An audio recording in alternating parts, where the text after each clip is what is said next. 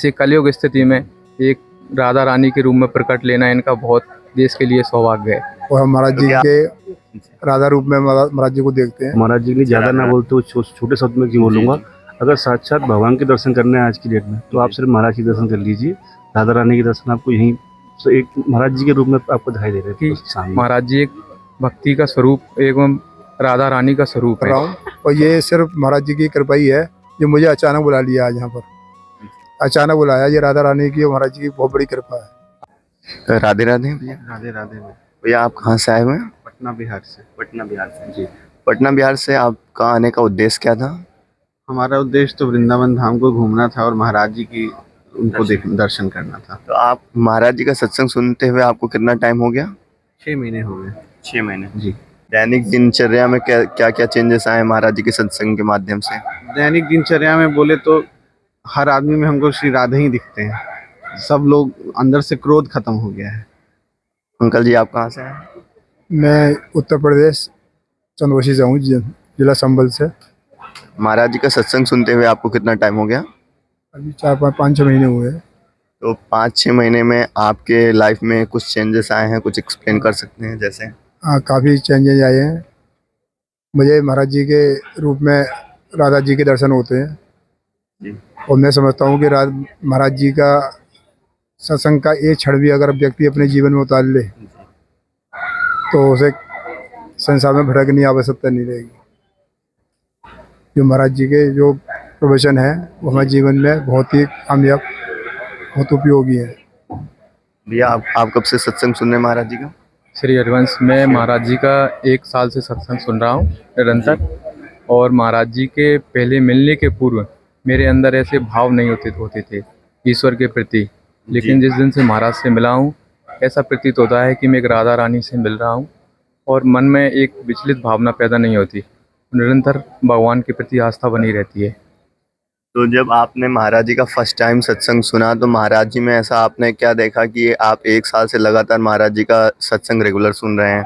महाराज जी की जो बातें महाराज जी की होती हैं, जो ईश्वर से प्रति ऐसा लगाव की और भावना की बातें होती हैं जो एक अंतरात्मा से जुड़ी हुई होती हैं।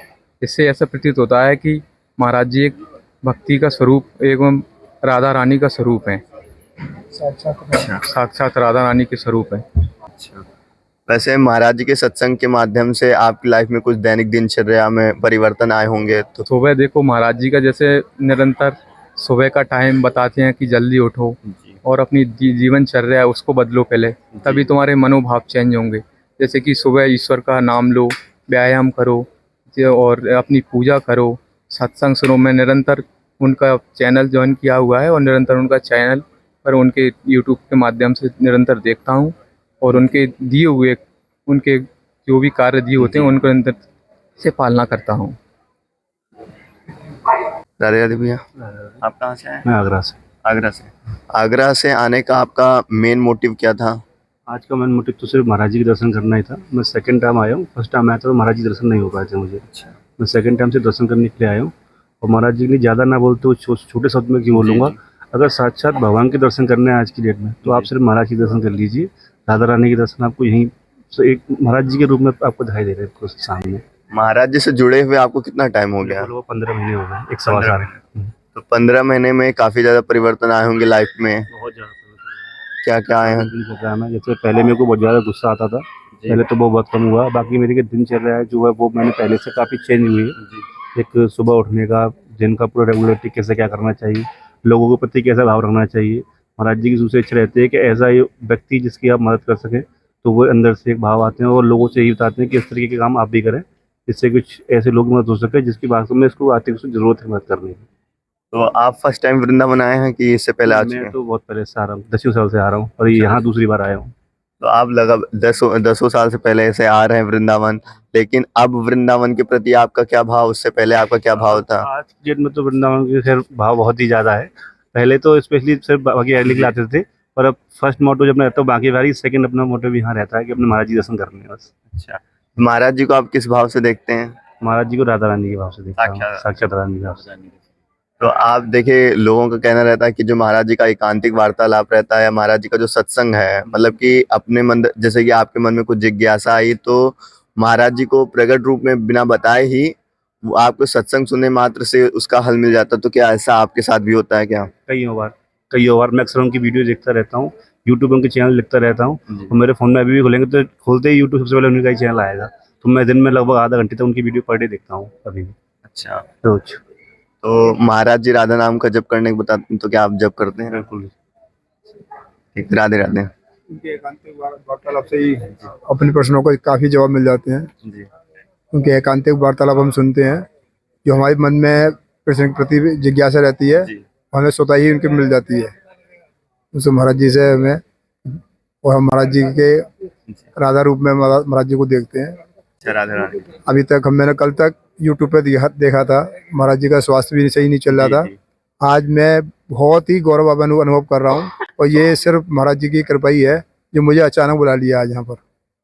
अचानक बुलाया, ये राधा रानी की और महाराज जी की बहुत बड़ी कृपा है। महाराज जी नाम मैंने लेके- सोचा ही नहीं था कि मैं कल यूट्यूब पे देख रहा हूँ, आज महाराज जी को अपने सामने प्रत्यक्ष रूप से मेरी आंखें देखेंगी। तो ये साक्षात कृपा का अनुभव। बहुत बड़ी कृपा है। महाराज जी नाम जपने की एक बहुत बड़ी प्रथा है कि नाम जपो, जी। जिससे तुम्हारे मनोभाव चेंज होंगे। जी उसी से अपन भक्ति भाव को जागृत कर सकते हैं।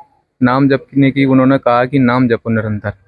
मतलब कि केवल नाम जप से ही सब कुछ हो जाएगा महाराज जब जी? से तुम्हारे मन के जो भाव हैं, पहले वो जो इतने भाव भरे हुए हैं गलत गलत, पहले वो निकलेंगे, तब तुम ईश्वर के प्रति तुम्हारा भाव पैदा होंगे। तो क्या आप निरंतर लगातार नाम जप करने का प्रयास करते हैं? जो मेरे को बताया गया है, और मेरे मित्र वगैरह हैं वो भी निरंतर नाम जप करते हैं। तो मैं एक समथिंग 1 या 2 महीने से नाम जप कर रहा हूँ, जिससे मेरे प्रति ईश्वर के प्रति भाव ऑटोमेटिकली जागृत होने लगे हैं।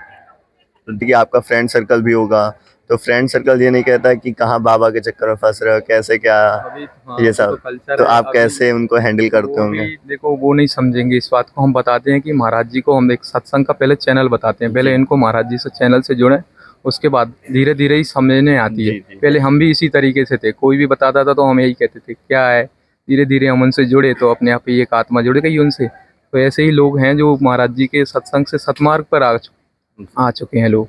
नहीं तो हालत बहुत नाजुक और स्थिति दयनीय बनी हुई थी।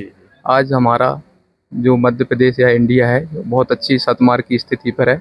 ऐसे कलयुग स्थिति में एक राधा रानी के रूप में प्रकट लेना इनका बहुत देश के लिए सौभाग्य है।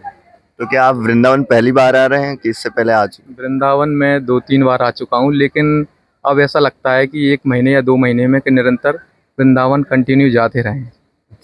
तो जो वृंदावन के प्रति आपका भाव है, वृंदावन में 2-3 बार आ चुका हूँ, लेकिन अब ऐसा लगता है कि 1 महीने या 2 महीने में कि निरंतर वृंदावन कंटिन्यू जाते रहें।